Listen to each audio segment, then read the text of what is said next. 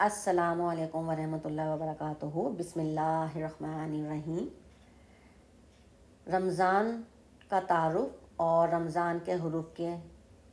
معنی اور مفہوم بتانے کی کوشش کرتی ہوں۔ رمضان کا مہینہ قمری مہینوں میں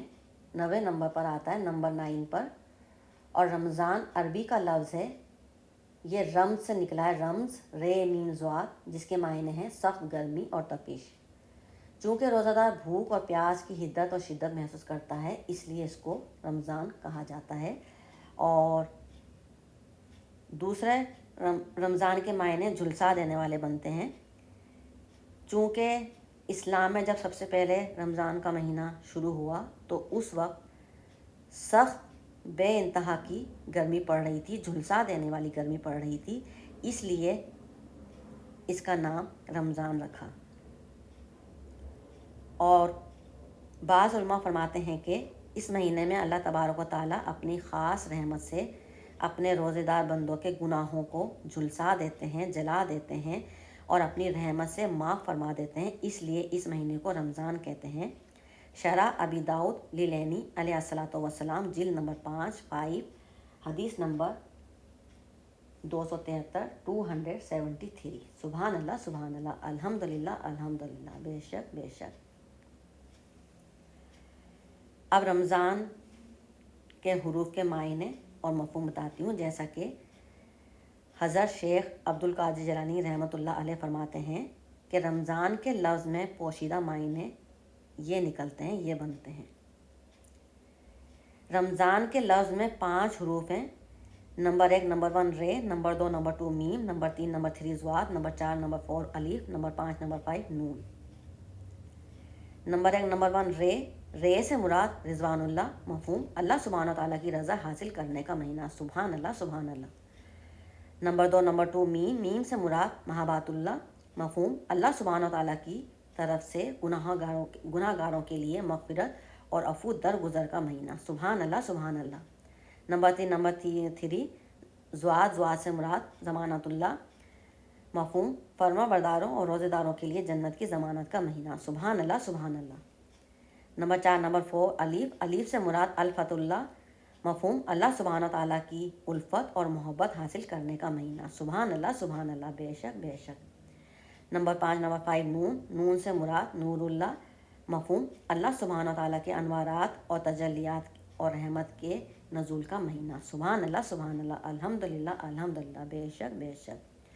الغنیات الطالبی طریق الحق عز و جل للشیخ عبدالقادر جیلانی رحمۃ اللہ علیہ، سبحان اللہ سبحان اللہ، الحمدللہ الحمدللہ، بے شک بے شک۔ جیسا کہ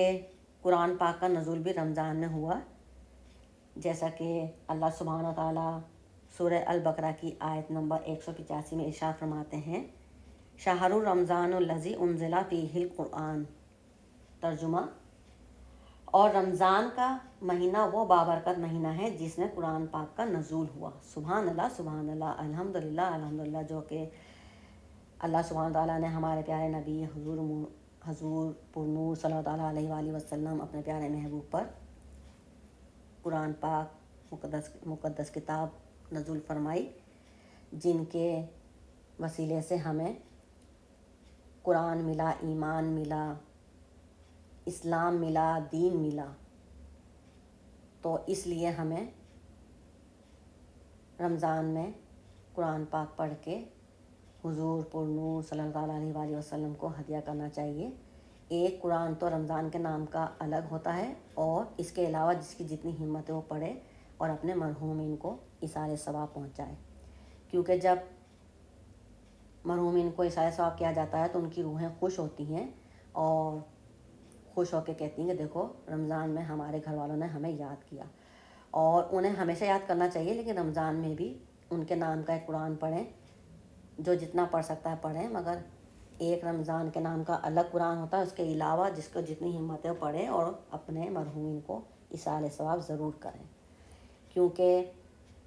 مرحومین کو ایصال ثواب پہنچتا ہے۔ یہ وہابی لوگ کہتے ہیں نا، ان کا ماننا ہے کہ مرنے کے بعد ان کو ایصال ثواب نہیں پہنچتا، یہ غلط ہے۔ ایصال ثواب پہنچتا ہے، ضرور پہنچتا ہے، اور کرنا چاہیے، اپنے مرحومین کو یاد رکھنا چاہیے اور ایصال ثواب کرنا چاہیے ان کو، تبھی تو وہ خواب میں نظر آئیں گے، تبھی تو آپ کو اپنے ساتھ محسوس ہوئیں گے وہ۔ الحمدللہ میں ہمیشہ اپنے والد محترم، اپنے پیارے بھائی اور اپنے پیارے بیٹے، اپنے پیارے لخت جگر، اپنے پیارے بیٹے راحیل کو یاد رکھتی ہوں، تو مجھے خواب میں نظر آتا ہے، اپنے ساتھ محسوس ہوتا ہے، تینوں مجھے اپنے ساتھ محسوس ہوتے ہیں ہمیشہ، اور خاص کر راحیل مجھے اپنے ساتھ محسوس لگتا ہی نہیں ہے کہ وہ میرے ساتھ نہیں ہے، بس اللہ سبحانہ تعالیٰ نے اس کو شہادت دی اور شہید تو ہوتے ہی زندہ ہیں، تو مجھے ہمیشہ وہ اپنے ساتھ محسوس ہوتا ہے، اور میں اس کو ہمیشہ ایصال ثواب کرتی ہوں، عام دنوں میں بھی اور رمضان میں بھی، اس کی برتھ ڈے پہ، اس کی برسی پر اور رمضان میں ایک قرآن پڑھ کے ضرور اس کو ایصال ثواب پہنچاتی ہوں، تو وہ مجھے ہمیشہ خواب میں نظر آتا ہے، اپنے ساتھ محسوس ہوتا ہے اور اشارے دیتا ہے مجھے، الحمدللہ۔ اسی لیے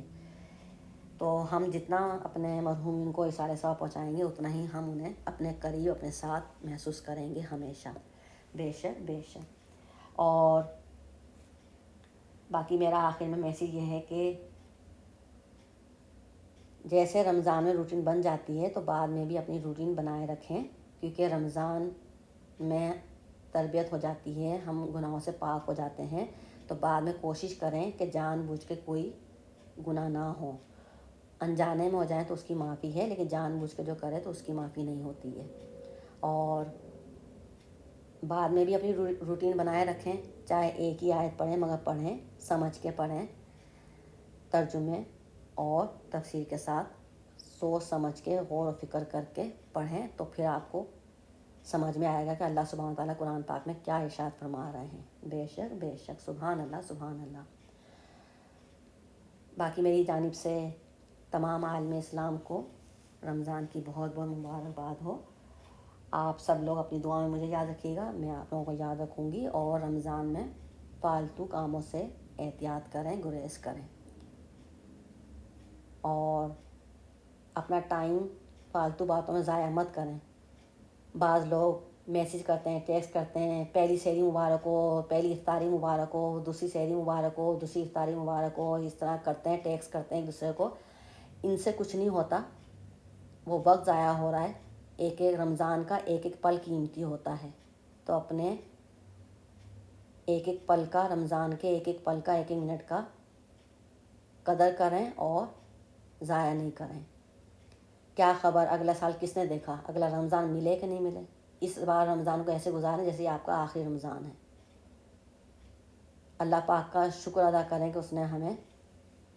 2025 میں رمضان نصیب کیا، الحمدللہ۔